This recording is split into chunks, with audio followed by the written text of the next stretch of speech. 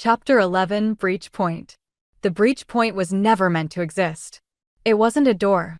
It wasn't a portal. It wasn't even architecture. It was a wound. A tear in the system's deepest fabric, where code came apart like shredded fiber and hovered in place as though gravity had no meaning. The space around it pulsed in violent spirals of distortion, blues bending into greens, greens warping into blacks, blacks cracking into shards of red lightning that snapped at the air. It felt alive.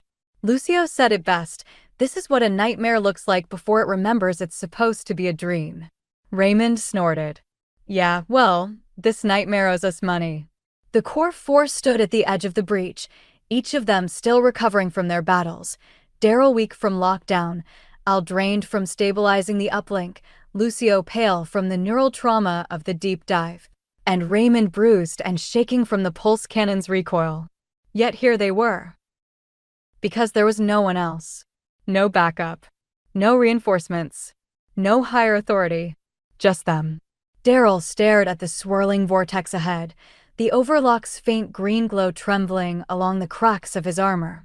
Lucio adjusted the data filters on his visor. The breach isn't stable. If we wait too long, it'll collapse inward. Al nodded. And if it collapses, everything behind it is gone. Permanently. Raymond cracked his neck. Then we go in before it snaps shut. Darrell looked at each of them, eyes steady despite the exhaustion in his body. Everyone ready? Lucio managed a smirk. No. Al sighed.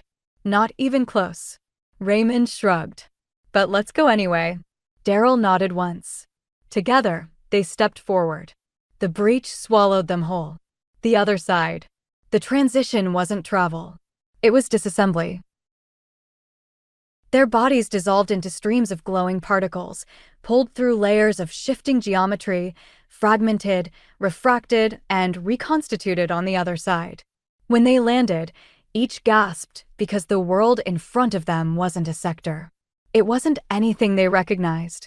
Black voids stretched infinitely in all directions, speckled with flickering data like dying stars.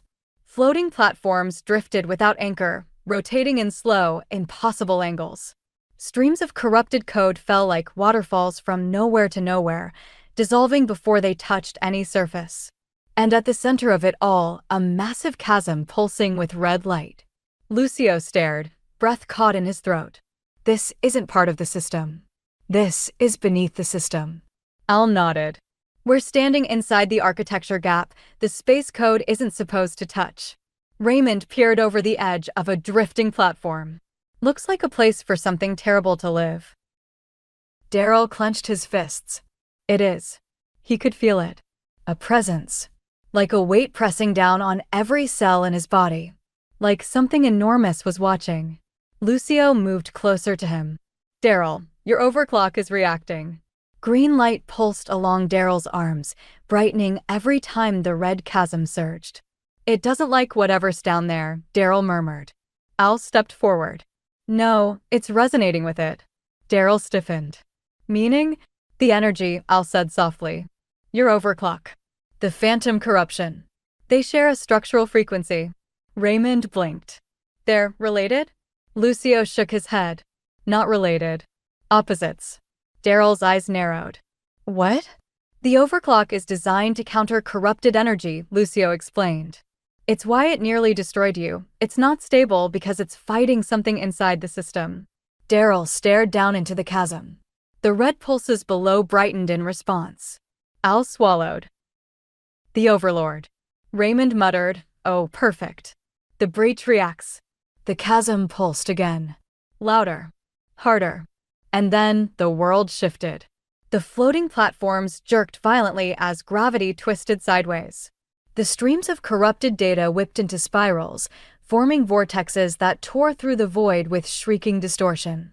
Shards of twisted architecture erupted into existence, swirling into chaotic formations. Darrell steadied himself.